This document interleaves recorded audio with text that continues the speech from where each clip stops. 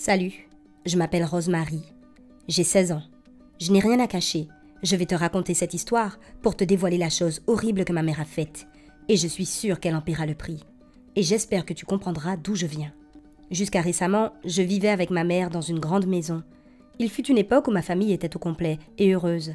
Mais tout a changé il y a 5 ans quand, pour faire court, ma mère a jeté mon père dehors. De toute façon, je ne sais pas quel genre de Cupidon a pu faire tomber mon père et ma mère amoureux l'un de l'autre. Ma mère a toujours été une femme de caractère. Si quelqu'un n'était pas d'accord avec elle, ça voulait dire qu'il se trompait. Et mon père est complètement différent. Il est toujours à l'écoute, prêt à aider. J'aurais préféré vivre avec mon père, mais je m'étais habituée à mon petit confort et mon père, D'après ma mère, mon père était un raté, qui n'avait toujours rien réussi à son âge. Il avait 45 ans. J'ai du mal à l'admettre, mais ma mère a un peu raison. Quand ils se sont séparés, mon père a déménagé dans un quartier un peu pourri, où les logements ne sont pas chers. Il loue un mini-appartement. Il peut à peine se permettre son trou à rats et il doit le partager avec un ami. Donc, emménager avec lui n'était carrément pas possible. En grandissant, ma mère faisait de moins en moins attention à moi. Elle se disait que si je savais me faire à manger, laver mes vêtements et avoir de bonnes notes à l'école, ses devoirs parentaux étaient finis. En plus, elle m'apprenait la discipline, en me punissant sévèrement si je désobéissais ou si je faisais des bêtises. Donc, c'était presque mieux quand elle ne faisait pas attention à moi. Même si parfois, ça me manquait de lui parler, tu sais, comme certaines mères et filles le font. Je me préparais mon repas et je mangeais seule presque tous les soirs dans une salle à manger déserte. C'est assez triste. Elle était super difficile à vivre à cause de son caractère, mais en même temps, c'est ce caractère qui lui a permis de devenir ce qu'elle est aujourd'hui, une femme d'affaires à la tête de sa propre entreprise. Elle n'était pas très grande, mais elle ne connaissait pas la crise. Ma mère était tout le temps occupée, que ce soit au travail ou avec ses amis ou ses collègues de travail. Tout ça avait un avantage pour moi. J'avais toujours de l'argent de poche. Donc, ma vie était supportable. Jusqu'à ce que Dylan fasse son entrée. Dylan était le copain de ma mère, le premier qu'elle a eu après son divorce, ce qui voulait dire que les choses devenaient sérieuses entre eux. Et c'était très bizarre, parce qu'il était impossible de trouver qu'ils formaient un couple harmonieux.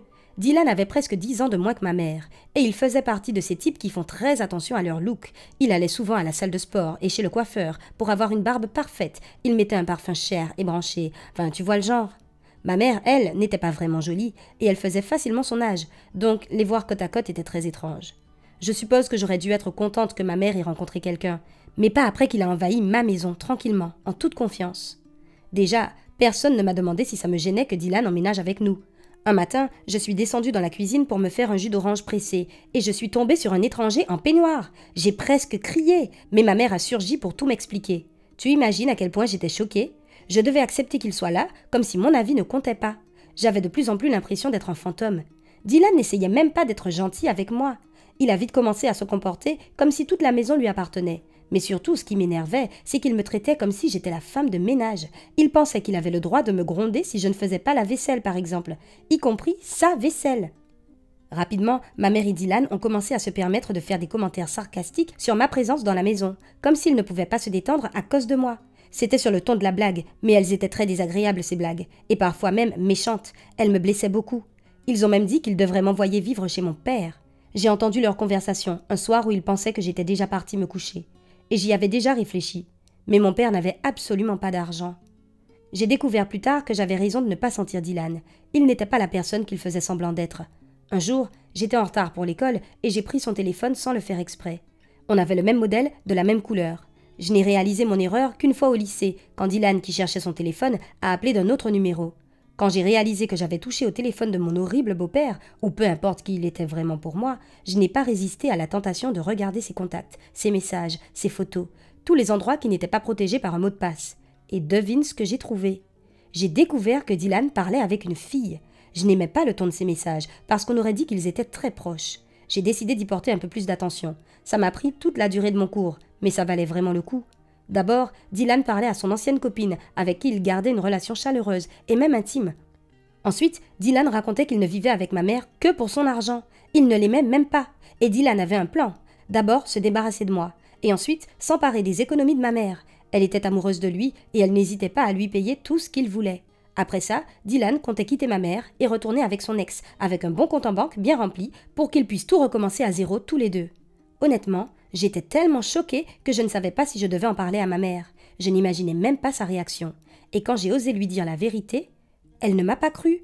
J'ai insisté pour qu'elle regarde son téléphone, mais c'était trop tard. Dylan devait avoir deviné que j'avais vu les messages et il les avait supprimés. On m'a traité de menteuse et ma mère m'a envoyé vivre avec mon père, de la même manière qu'elle l'avait jeté dehors il y a plusieurs années. J'ai vécu beaucoup de choses avec ma mère, mais je n'avais jamais cru qu'elle ferait ça, et je trouve même qu'elle mérite ce que Dylan va lui faire quand il réussira à lui piquer son argent. Quant à la vie avec mon père, elle n'est finalement pas si mal. On s'entend très bien, et il vient de trouver un nouveau travail mieux payé. Il commence même à parler de nous trouver un nouvel appartement. On dirait que prendre soin de quelqu'un était ce dont il avait besoin pour réussir dans la vie.